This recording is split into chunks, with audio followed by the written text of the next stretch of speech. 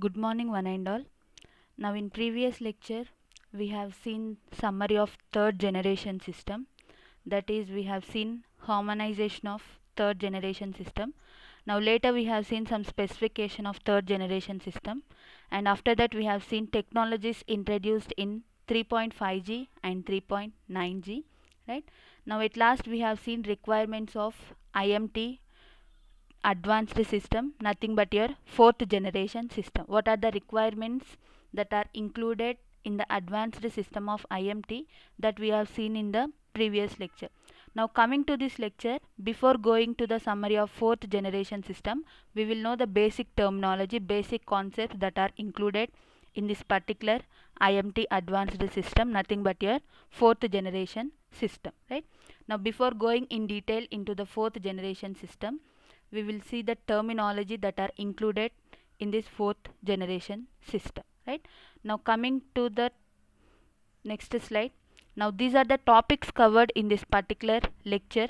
Now these are the definitions: what is mean by spectral cell spectral efficiency, what is mean by peak spectral efficiency, now what is mean by scalable bandwidth, and what is mean by cell edge user spectral efficiency, normalized user throughput, C plane latency and U plane latency, and mobility and handover. Already you know this definition, but in this lecture we will see in detail, and after that we will see Vivo IP. Vivo IP is nothing but voice over internet protocol and its capacity.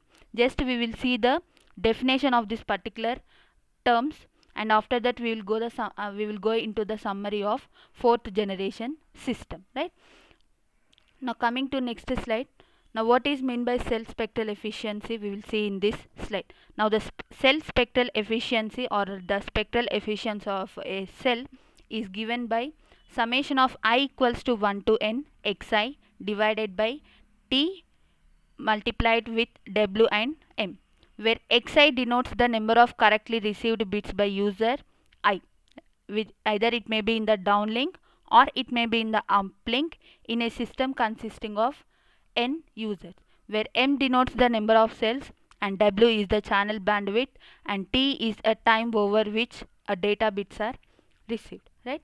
Now what it means is it is denoted by term neta, right? Now the cell spectral efficiency, the spectral efficiency of a particular cell, either it may be any cell, a spectral efficiency of a particular cell is calculated by using this formula, that is given by summation I equals to 1 to n.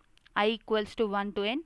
Now I is nothing but your user, n is nothing but your number of users. I starts from 1 to n, right?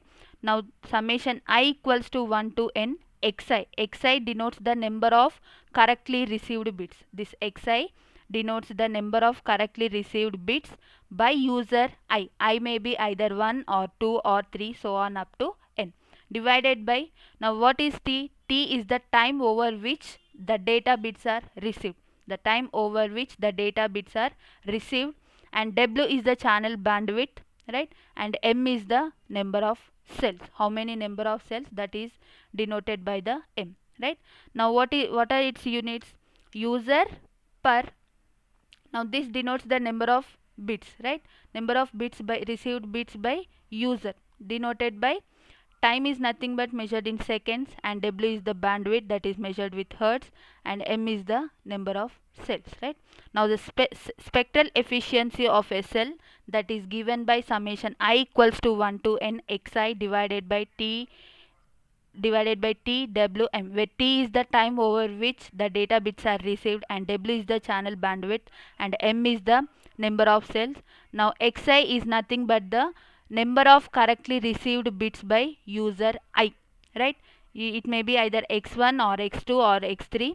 If it denotes x1 means number of correctly received bits by user 1, right? Either it may be in the downlink or it may be in the uplink. This is how to calculate the spectral efficiency of a formula. You have to remember this formula, right? Now neta is given by summation I equals to 1 to n xi divided by t w m, xi denotes the number of correctly received bits by user I, either it may be in the uplink or it may be in the downlink, divided by time is nothing but the time over which the received bits are received, and w is nothing but the channel bandwidth, and m is nothing but the number of cells, right? Now this is the term cell spectral efficiency that is calculated by this particular formula, right? Now coming to next slide, we have peak spectral efficiency. Coming to next slide, we have peak spectral efficiency. Now it is equivalent to the maximum number of bits of data that can be transmitted to a specified number of users per second while maintaining an acceptable quality of service. Now what it means that the maximum number of bits, right, while you are transmitting the data from transmitter to receiver, now the maximum number of bits of data that can be transmitted to a specified number of users, that means you are transmitting the maximum amount of data, right? What it means is that you are transmitting the maximum amount of data per second, and you have to maintain quality of service also. That means your transmitter is transmitting the data to maximum number of users, nothing but the receivers, per second by maintaining the quality of service. That is nothing but your peak spectral efficiency, right? Now the transmitter has to transmit its data to the maximum number of users or the receivers per second, right? It is calculated per second while maintaining the quality of service, right? You have to maintain the quality of service, and you have to transmit the maximum number of, that means you have to transmit the maximum number of bits of data to the users is nothing but your receivers, right? Now this is about your peak spectral efficiency. Now the minimum requirements for peak spectral efficiency is for downlink, the peak spectral efficiency is maintained as 15 bits per second per hertz for the antenna configuration of 4 by 4, right? 4 inputs and 4 outputs. For an antenna configuration of 4 by 4 in the downlink, the peak spectral efficiency requirement is 15 bits per second per hertz. Now the 2 by 4 antenna configuration, for the 2 by 4 antenna configuration, the peak spectral efficiency requirement in the uplink is given as 6.75 bits per second per hertz. So these are the values, right? If you see these values, for the downlink we have 15 bits per second per hertz, and for the uplink we have 6.75 bits per second per hertz. Now these values are already they some researchers have been done this concept, right? For 4 by 4 antenna configuration, they have got the requirement as 15 bits per second per hertz. Now 2 by 4, for 2 by 4 antenna configuration in the uplink, they have got the peak spectral efficiency as 6.75. So already researchers have done research on this particular peak spectral efficiency earlier. Before going into IMT advanced, they have got the some basics, some minimum requirements of peak spectral efficiency. Now those are given by these values. These are included in your recommended standard ITUR recommended. I have collected from those particular standards, right? Now what is mean by peak spectral efficiency? It is nothing but transmitter has to transmit the data number of bits, maximum amount of data transmitter has to transmit to the specified users per second while maintaining the quality of service, right? Maximum amount of data should be transmitted by maintaining the quality of service is nothing but your peak spectral efficiency. Now the minimum requirement for peak spectral efficiency for downlink is 15 bits per second per hertz for 4 by 4 antenna configuration, and for uplink it is 6.75 bits per second per hertz for 2 by 4 antenna configuration. If you vary the antenna, right, if you consider 2 by 4 antenna in the downlink, again these values will vary. Now similarly, if you consider 4 by 4 antenna configuration in the uplink, these values will vary. See, these are the standard values for this particular 4 by 4 antenna configuration or 2 by 4 antenna configuration, but these values will vary as you vary the antenna configuration, right? Now this is about the peak spectral efficiency.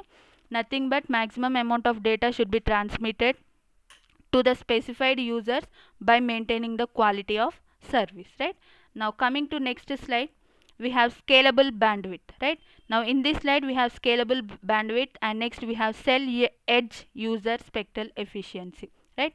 Now coming to scalable bandwidth, now scalable is nothing but your variation, right? Now it is the availability or the ability of the candidate RIT. RIT is nothing but radio interface technology to operate with different bandwidth allocation, right? Scalable is nothing but variation in the bandwidth, right? Now the candidate RIT is to operate with different bandwidth allocation.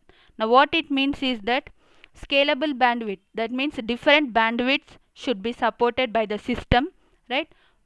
Should be able to access lower bandwidth as well as larger bandwidth as per the requirement, right? As per the requirement, the system should be able to access the lower bandwidth and larger bandwidth. Scalable bandwidth is a term that is included in your 4th generation system, right?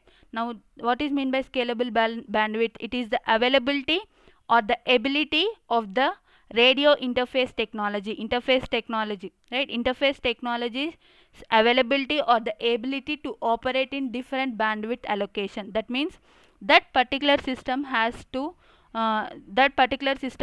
support the lower bandwidth or the lower bandwidth as well as the larger bandwidth as per the requirement. As per the requirement, the system should be in a position to support lower bandwidth as well as higher bandwidth. Now coming to next term, we have cell edge user spectral efficiency, right? Cell edge user spectral efficiency. Now this is your cell, right? Now this hexagonal figure is nothing but your cell. Now this black part is nothing but your base station. Now let us assume this is one cell, right? Now this black part is nothing but your base station. Now the base station is located at the center of the cell. Now this red color dots indicates the users in that particular cell, right? Now we have a cell and the base station is located at the center of the cell, and we have n number of users in that particular cell. Now the user which is near to the base station, right? Now the user which is near to the base station will experience better SINR, right? Will experience better SINR, and the user which is far away from the base station will experience it doesn't experience better SINR, right? Now the user which is nearer to the base station, now the users which are around the base station will experience a better SINR compared to the user which is far away from the base station. Now if I calculate, now gathering all the normalized throughputs of these users, now if I plot a graph, right? If I plot a graph of throughput, now this 5%, right? This 5% is nothing but your cell edge user spectral efficiency. The cumulative distribution function of 5% of normalized throughput is nothing but your cell edge user spectral efficiency. Now we have a cell and the base station is located at the center of the cell, and we have n number of users in this particular cell. Now the user which is nearer to the base station will experience a better SINR compared to the user which is far away from the base station. Now collecting all the throughputs of the user, if I plot the cumulative distribution function, that cumulative distribution function's 5% is nothing but your cell edge user spectral efficiency. The same terminology I have represented here. It is defined as 5% point of the cumulative distribution function of the normalized throughput, right? Of the normalized throughput, nothing but average user throughput, that is the number of correctly received bits by user over certain period of time divided by the channel bandwidth, right? Divided by the channel bandwidth. Now that is measured in bits per second per hertz, right? Now this is about the cell edge user spectral efficiency. Now what is meant by scalable bandwidth? It is the availability or the ability of the RIT. RIT is nothing but radio interface technology to operate with different bandwidths to operate. That means ability or the ability of the radio interface technology to operate with different bandwidth. That means system should be in a position to support both lower bandwidth as well as higher bandwidth as per the requirement, right? That is mean by scalable bandwidth. Scalable indicates different, right, variation in the bandwidth. The variation either it may be less or it may be higher. Those lesser bandwidth or the higher bandwidth should be supported by the system, right? What it means is that scalable bandwidth, different bandwidths should be supported by a particular system, either it may be low bandwidth or it may be high bandwidth. Now coming to cell edge user spectral efficiency, right? Now if I plot the cumulative distribution function of normalized throughput, that 5%, that 5% is nothing but your cell edge user spectral efficiency. It is defined as 5% of the cumulative distribution function of the normalized throughput, right? Normalized throughput. What is meant by throughput? The average throughput is nothing but your average user throughput or normalized throughput, both are same. Now that is the number of correctly received bits by the user over a certain period of time divided by the channel bandwidth, right? Bits per second per hertz. The number of correctly received bits by the user over a certain period of time per divided by the channel bandwidth is nothing but your normalized throughput, right? Now the cumulative distribution function of normalized throughput of that 5% will give you the cell edge user spectral efficiency. Now the normalized throughput or the average user throughput, both are same. Now that is nothing but the number of correctly received bits by the user over a certain period of time divided by the channel bandwidth, right? Now coming to next terminology, we have normalized throughput. Same again I have discussed here. Normalized throughput is nothing but number of correctly received bits by the user over a certain period of time divided by the channel bandwidth, right? Now the normalized throughput of the user I is given by y to the suffix I, that is given by xi divided by ti dot nothing but multiplied with w. W is nothing but channel bandwidth. What is mean by xi? Xi is nothing but number of correctly received bits by user I, right? By divided by ti is nothing but the over that particular time period, the over that particular time, right? And w is nothing but the channel bandwidth. Now the normalized user throughput or the average throughput is calculated by formula y to suffix I, which is given by xi divided by ti dot w, where xi is the number of correctly received bits by the user I divided by ti is nothing but the time over which that particular correctly received bits are received, and w is nothing but your channel bandwidth. The same normalized throughput, right? Here by using this formula we will calculate normalized throughput. Now if I plot the cumulative distribution function of the normalized throughput, that 5% of cumulative distribution function of normalized user throughput is nothing but your cell edge user spectral efficiency, right? Now the normalized user throughput is nothing but the number of correctly received bits by the user over a certain period of time multiplied by channel bandwidth, right? xi is nothing but number of correctly received bits by the user I. Ti is nothing but over the time that over the time which the received correctly received bits are received, right?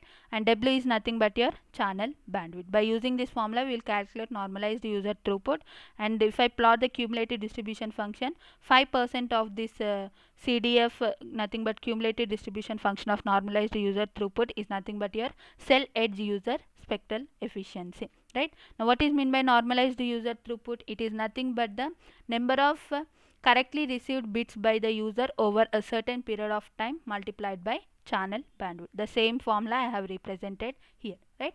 Now coming to next slide, we have C plane latency and U plane latency, right? C plane latency is nothing but control plane latency, and U plane latency is nothing but user plane latency. Also it is called as transport delay.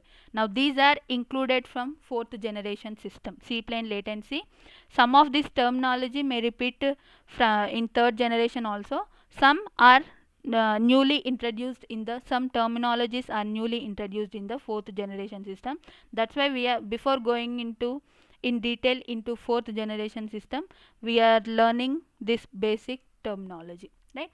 Now we have here C plane latency. Now it is nothing but the transition time that is taken to switch from idle state to active state. That means how much time it is taking to switch from idle state to active state, that time we call it as C-plane latency.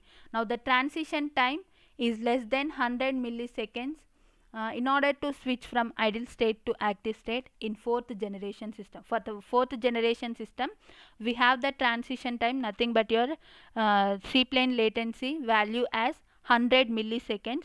Now again it is reduced in 5G system. Now the running fifth generation system has a C-plane latency of at least 20 milliseconds or less than 20 milliseconds. These are the values that are maintained in the fourth generation system in order to switch from idle state to active state.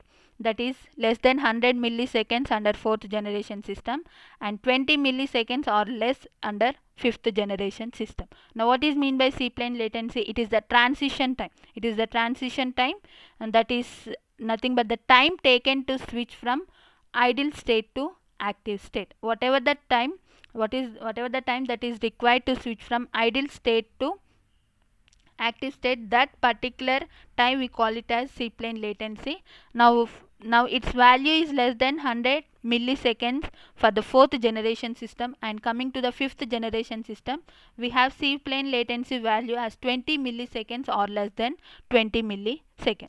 Now coming to user plane latency. Now it is a one-way transmit time, right? It is a one-way transmit time, only a one-way, right? It is a one-way transmit time between a packet being available at the internet protocol layer in the user terminal and the availability of the same packet at the internet protocol layer in the base station, right? Either it may be under uplink. See, user terminal to base station is nothing but your uplink, and base station to user terminal is nothing but your downlink.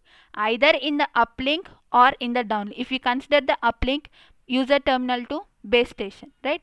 Now the transmit time between a packet being available at the IP layer in the user terminal and the same availability of the packet at the base station, right?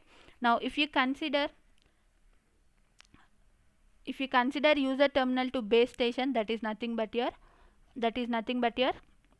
uplink, right? Base station to user terminal is nothing but your downlink, either in the uplink or in the downlink, right? If you consider uplink, it is nothing but your user terminal to base station. Whatever the packet that is being available in the user terminal and the availability of this packet in the base station, right? Availability of the packet, that means you are transmitting a packet of data from user terminal to base station. Now in order to transmit that the packet, it requires some time. That time we call it as user plane latency. It is defined as one-way transmit time between a packet being available at the IP layer in the user terminal or the base station and the availability of this packet at the IP layer in the base station or user terminal. That means in the uplink we have user terminal to base station. Now the time taken to transmit packet from user terminal to base station is nothing but your user plane latency, or the time taken to travel a packet of data from base station to user terminal. Either it may be in the uplink or it may be in the downlink. Whatever the time that it is taking to transfer a packet of data from user terminal to base station or the base station to user terminal, we call it as U plane latency. Now the user plane latency of the fourth generation system is 10 milliseconds. It requires only 10 milliseconds in order to transmit a packet of data from either in the uplink or in the downlink. And for the 5G system, we have at least 1 milliseconds. Again it is getting decreased. If you consider C plane latency or the user plane latency, we have higher values in the fourth generation system. Now coming to fifth generation system, those values are decreased. If you go beyond fifth generation system, nothing but your sixth generation system, again it will decrease, right? Now what is meant by control plane latency? It is the time taken to switch from idle state to active state, right? Now this transition time is less than 100 millisecond for your fourth generation system, and for fifth generation system we have at least 20 milliseconds or less than 20 milliseconds.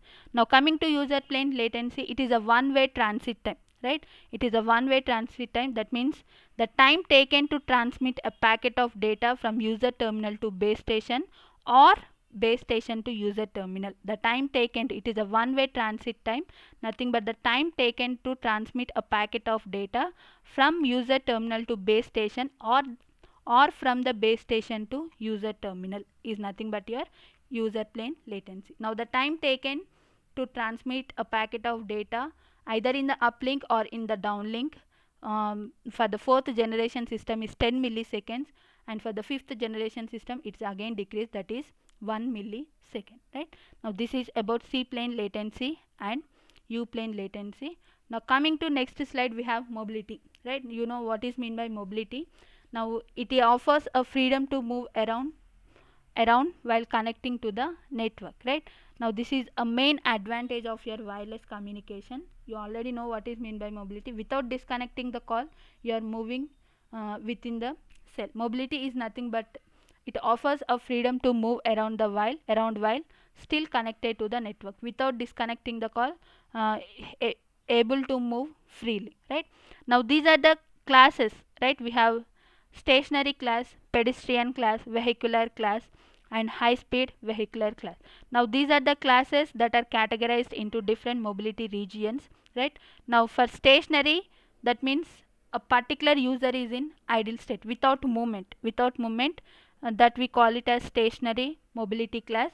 Now the speed of the stationary mobility class is given by 0 km/h. Now the in that particular mobility class, a user is not in a state to move, that's why it is 0 km/h. Now coming to pedestrian, it is just like walking. A person or the user is walking in and within a span of region, right? Now this value is given by greater than 0 km/h to 10 km/h. Now the speed of this pedestrian mobility class varies from 0 to 10 km/h.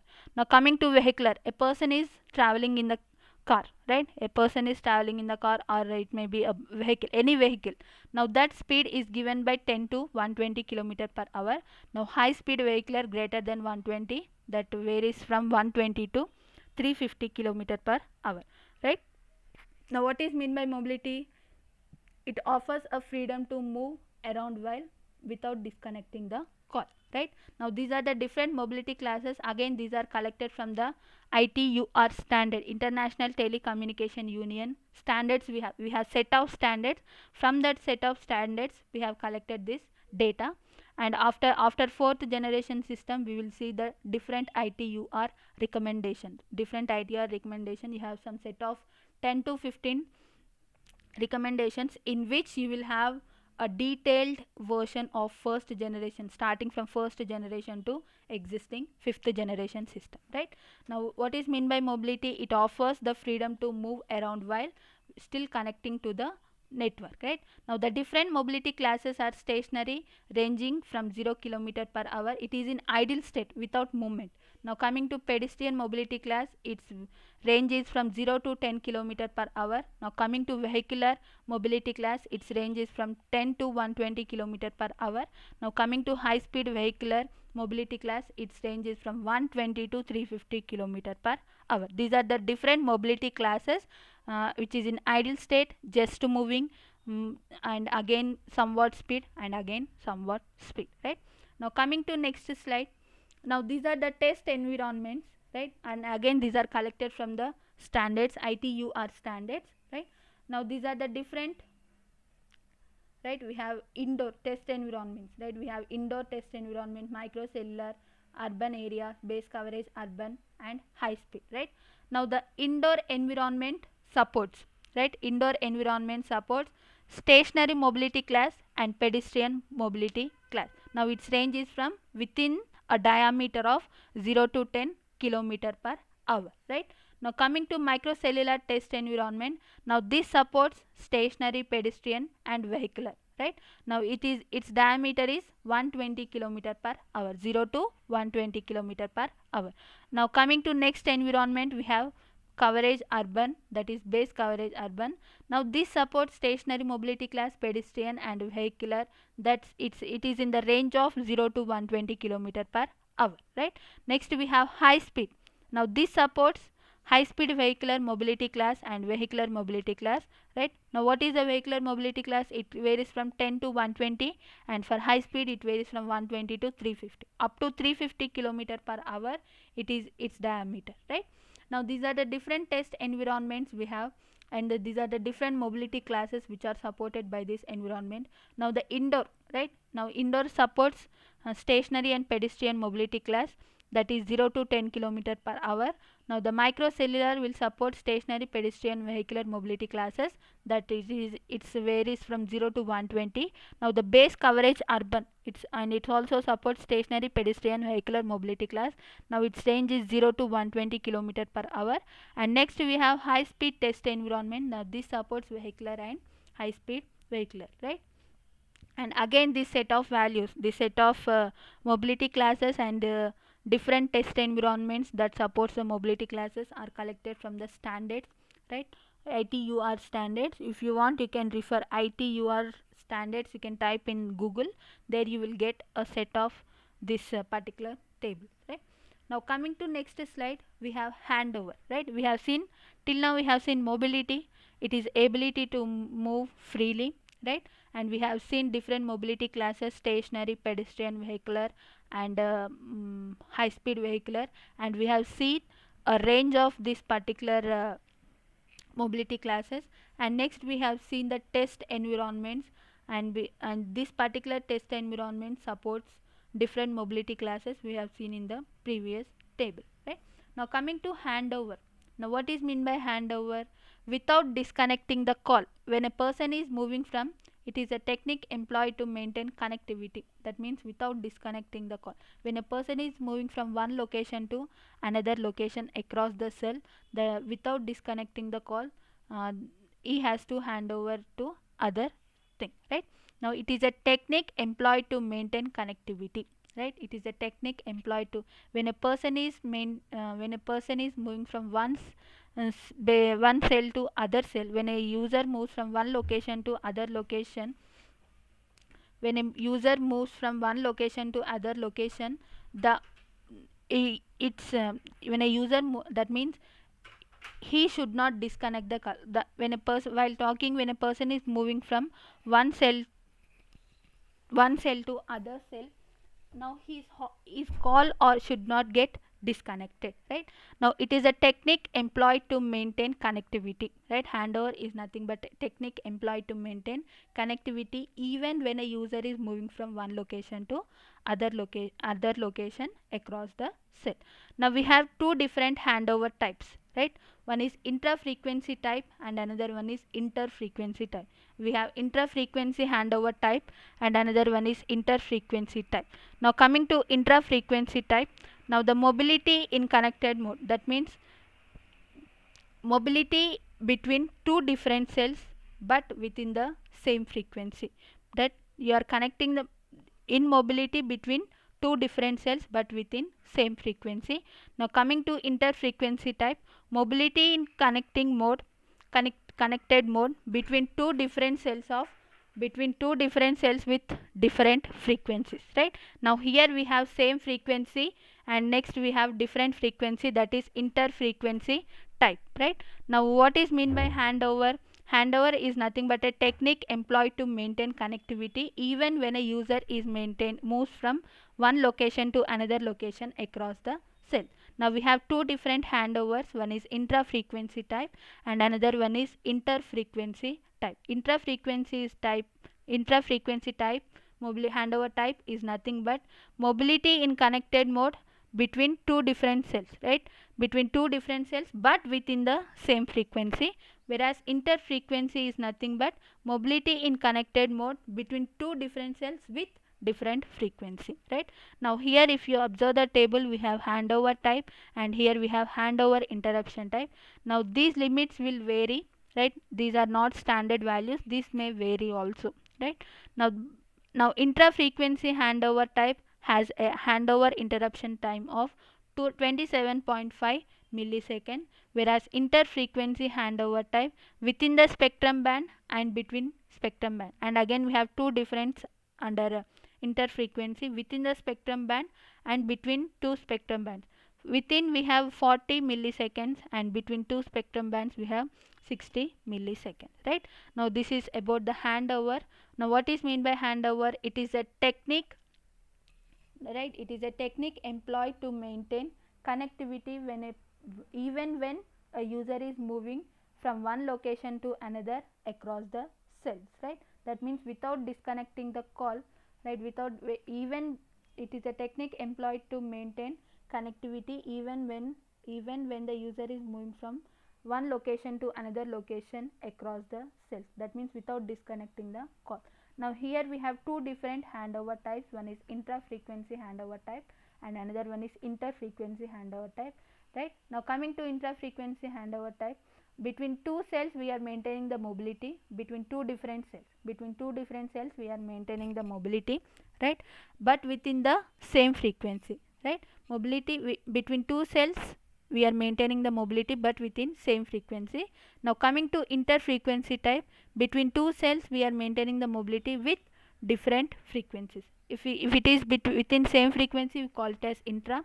If it is with the different frequency, maintaining mobility with two different cells with same frequency is intra-frequency type. Maintaining mobility between two different cells with different frequencies is nothing but inter-frequency type. Now these are the interruption time, right? For intra we have handover interruption time. Now for intra we have 27.5 milliseconds. For inter, within the spectrum bands we have 40 milliseconds, and between spectrum bands we have 60 milliseconds, right? Now coming to next slide, we have voice over internet protocol, right? Now this was the technology that is supported by third generation system, and for fourth generation system we have Vivo LTE, voice over long term evolution, right? Vivo IP is supported, is existing in the third generation system only. Now coming to Vivo LTE, now voice over long term evolution, that is Vivo LTE, that is supported by a fourth generation system, right? Now coming to voice over internet protocol, now it is a technology that allows you to make voice calls using a broadband internet connection, right? Vivo IP is a technology through which you can make a voice calls instead of a normal regular phone calls. You can make a voice calls using broadband internet connection, right? Using a broadband internet connection. Now this some Vivo IP service may allow you to call other people using the same service, but other may call, since there are some users, some Vivo IP services you can connect only with the people using the same services, but other may connect with different services also, right? Now this Vivo IP services convert your voice into digital signal that travel over the internet, right? Now whatever we are talking, that gets converted to the digital signal which is traveling over the internet at the transmitter side, and at the receiver side that converted digital signal will again convert into voice, and that voice signal is received by the receiver, right? Now the example, if you consider making a voice call using Facebook or Skype using a phone or the desktop is an example for your Vivo IP call, right? Now next we have Vivo LTE, nothing but voice over long term evolution, right? Now this refers to a service being able to send more data, right? If you compare Vivo IP and Vivo LTE, through Vivo LTE we can send more amount of data over the internet with increased speed and smoothness, right? Either Vivo LTE or Vivo IP, they will allow you to make a calls using a broadband connection, but with increased speed and smoothness and increased data, right, over the internet under Vivo LTE, right? Now what is Vivo IP? Vivo IP is nothing but voice over internet protocol. It is a technology through which a person can make voice calls over the internet instead of a regular phone calls, right? Instead of regular phone calls, a user can make a voice calls over the internet, right, using this Vivo IP services, right? Now some Vivo IP services may allow you to connect with the people with same services, but some may allow you to connect with different services, right? Now Vivo IP, it will convert whatever the voice signal that you want to transfer, that will get convert into the digital signal at the transmitter side and digital to voice at the receiver side. Now if you consider an example, making a voice call using the Facebook or the Skype, using making an voice call using Facebook or Skype using a phone or the desktop. Either if you are making a Facebook call or the Skype call using a phone or the desktop, is nothing but your Vivo IP services only. Now coming to Vivo LTE, now this being able to now Vivo LTE will allow and this is also a same connection. That means you can make a voice calls using a broadband internet connection, but with increased speed, right? Data over the internet, more amount of data can be sent using Vivo LTE with increased speed and smoothness, right? That means through Vivo LTE, more amount of data you can send over the internet, and speed also with increased speed, and that means time taken to transmit the data is less, and smoothness also, right? Now this is about Vivo IP and Vivo LTE. Nothing but you can make a voice calls using a broadband connection instead of a regular normal calls, right? Now at the transmitter side, the voice call will get converted to the digital signal, and at the receiver side, digital to voice signal, right? Now some Vivo IP services will allow you to call the other people using the same service, but some Vivo IP services will allow with different services also, right? Now making a Facebook call or the Skype call using a mobile or the desktop is an example for Vivo IP services, right? Now coming to Vivo LTE, now this is also a same, but you can increase the speed and you can send more amount of data, right? And complexity is less, right? Now coming to next slide, we have Vivo IP capacity, right? Now these are the Vivo IP capacity for different test environments for the antenna configuration of 4x2 in the downlink and 2x4 in the uplink, right? Now for the indoor test environment, the Vivo IP capacity active users per sector per megahertz, right? Active users, how many active users are there per a single sector per a particular frequency, that is nothing but your Vivo IP capacity. Now if the for the indoor, if it is 50 active users per sector per megahertz, and for microcellular, now Vivo IP minimum Vivo IP capacity required is 40 active users per sector per megahertz, and for the base coverage urban, minimum active users per sector per megahertz is required is 40, and for high speed it is 30 active users per sector per megahertz. If these values are maintained, right, if these values are maintained, then IMT advanced can be, you can go for IMT advanced, right? Now without maintaining these values, we can't enhance your IMT 2000, right? For this, these are the values that are for your fourth generation system. These are the minimum Vivo IP capacity requirements in the different test environment in the fourth generation system for an antenna configuration of 4x2 in the downlink and 2x4 in the uplink. If you vary the antenna configuration, again these values will vary, but most probably these are the antenna configuration are standard. If you consider any term, these are the standard values that will maintained by the researchers, right? Now the below, these are the values, these are the different test environments: indoor, microcellular, base coverage urban, high speed. Now for the indoor, the minimum Vivo IP capacity should be maintained is 50 active users per sector per megahertz, and for microcellular it is 40 active users per sector per megahertz, and for the base coverage urban, the minimum Vivo IP capacity maintained is 40 active users per sector per megahertz, and for high speed we should maintain 30 active users per sector per megahertz. If these are the minimum capacity values, Vivo IP capacity values, that should be maintained for your fourth generation system for an antenna configuration of 4x2 in the downlink and 2x4 in the downlink. Now this may vary if you vary the antenna configuration. This may vary if you vary the antenna configuration. This may vary